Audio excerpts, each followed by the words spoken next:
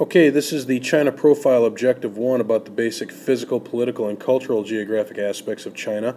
And you can see the Chinese flag on this slide here indicating the central government controlling all other aspects of the society. And that's kind of a common theme. You'll find out pretty quickly that China is one of the top, if not the top, communist regimes in the world today. China is the third largest land surface of any nation in the world at 9.6 million square kilometers. That puts it behind Russia and Canada, although some people have indicated they believe China might actually be bigger than Canada. It's also got 9,000 miles of coastline. Now, it has a much different climate between northern China and southern China, although there are no ice in any of the ports there, which help with year-round trade. China also has a lot of geographic location in its western half and very limited population there. Most of the navigable rivers are in the east, so most of the population lives there. The largest city in China is Shanghai, with about 22 million people. Now, because of its physical geography, it's isolated from other nations by mountains, deserts, oceans, and rivers. It's basically allowed China to ignore the rest of the world for most of its history. If you take a look at it here, you have mountain ranges up here, you have the Gobi Desert here, mountains along here, which even separated it from its western half for a number of years, and also oceans all around. This makes it fairly easy for China to be isolated from the rest of the world. China also has the largest population of any nation in the world today at approximately 1.35 billion people. Frankly, nobody else is really close. Their dominant language that is spoken there is Mandarin, taken from the Han culture, but it also has to contest with other groups that speak other dialects and languages there, just not as popular as Mandarin. The next most popular one is Cantonese, also known as Shanghainese, if you want to look at it that way. The characters look the same, but what you have to say in response to those characters is completely and totally different. And there are various other dialects that are spoken as well, but Mandarin is still the dominant one. In terms of dominant religions, Buddhism is the dominant religion in China, although not as dominant as you might think. On more current numbers, percentages skew anywhere from 25 to 60% of the people that say they are Buddhist, but Confucianism and Taoism are also practiced there as well. Other religions also have entered into the Chinese culture. Even Muslim, which people wouldn't have expected at all, is becoming a little more popular near the Middle Eastern borders. Now, China, in their setup geographically, also has 5 autonomous regions among their 22 provinces. The autonomous regions are the ones that you see out here in these areas. The first one being Guangxi. Now, you're going to have to bear with me because I'm not sure I'm totally saying that right. But Guangxi is considered an autonomous region separate from the government without necessarily all the communist control and things like that. Guangxi is a beautiful territory, as you can see here from the mountains and the landscaping. But it's also fairly modern, as cities have started to make their way in the valleys between the mountains. And Guangxi has become a tourist destination of sorts in some of the cities which have full modernization. The second autonomous region that exists is Inner Mongolia, which is located right up here. Now, Inner Mongolia is a little more sparse, as you can see from the grasslands here. It's primarily known for beautiful landscapes and beautiful mountains, and very little population or urban interaction or anything along those lines. The next one is a little smaller. You can see it right here. It's Ningxia. Okay. Now, Ningxia is small enough, but it's close enough, as you can see here, to the urban centers, to the urban parts of China, that it's tried to urbanize a little bit.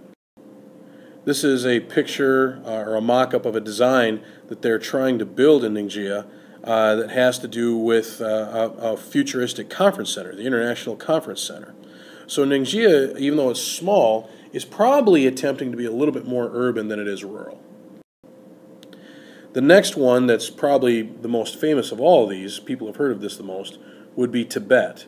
Now, there is an actual free Tibet movement that still goes on today, and we'll get into that as we get into later lessons. But for right now, just taking a look at it, Tibet is an autonomous region that basically looks like this. Now, the Tibetan Plateau is considered to be the rooftop of the world, so as you can imagine, it's very remote. It is a high cultural center of Buddhism, but again, things are very spread out and don't really look like the rest of China. It's a pretty rough tundra up there. And like we said before, the Imperial Palace in Tibet is the home of basically, or I should say, it's a Buddhist center. This is the home of the Dalai Lama, who is considered to be the leader of the Buddhist religion. And the final, and this is, again, bear with me as I say these, the final autonomous region of China is Xinjiang. Now, Xinjiang is very similar to Tibet and Inner Mongolia in terms of its physical geography and beauty, as it has the grasslands and the mountains in the background and the type of lifestyle you would see in the provinces that surround it. But it's also very cultural too, and it does have its urban centers that celebrate their cultural aspects that exist there. Now, there are some distinct ethnic cleavages that exist in China, and it really begins with this group here known as the Han. Now, the Han are the predominant ethnic group in China ever since ancient times. Back in ancient times, they referred to their land as the Middle Kingdom. The idea was that China, or the Han dynasty, would be the culture that the rest of the world would revolve around. Now, this formed the basis for China's identity today, both as an empire and as a country. In fact, the dominant language of Mandarin is the language of the Han. It's still, like we said, the most widely spoken language in China today, and it comes from them.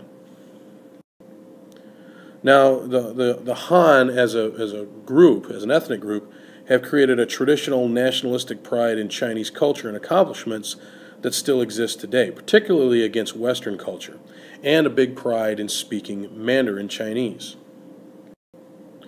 But like we said, once again, there are other groups in China as well, and various ethnic cleavages do arise there. Ethnic groups other than the Han became part of China due to the conquest and expansion by the Han. There are 55 minority groups that make up anywhere from 6 to 8% of the population, which is still about 100 million people, but control 60% of Chinese territory and have long resisted the Chinese government. Now again, most minority groups live on or near China's borders in sparse populations away from the urban centers, so they're quite a bit away from the Beijing government. But the Chinese governments still pay a lot of attention to them because they feared rebellion from these groups. The government encourages economic development in these countries or areas, provinces, to keep them happy, and the government suppresses any dissenting speech or actions that may happen there just to try to keep them relatively in control. Now, there are some urban and rural cleavages that exist as well, and it's often led to China being known as the two Chinas. The urban China that exists, and the rural, much less populated China that exists. The economic growth of the past few decades has been far more urban. Here's a picture of Hong Kong in the modern day during the daylight, and the urban and rural economies are experiencing a pretty significant rich-poor gap. Also, there are major differences in lifestyle between the urban and rural areas. The urban areas tend to be a lot more fast-paced, a lot more going on, greater population, greater opportunity. The rural areas, it's a lot more spread out, a lot more slow-paced, and certainly not as much population or as much opportunity. In recent years, despite the efforts of the Chinese government to try to keep things under control, there's been an upsurge in protest in rural areas who believe the government is not taking care of them. How far that's going to go in the future remains to be seen. Okay, that's it for Objective 1, Part 1. And we'll be moving on to the second part of Objective 1 here in a little bit.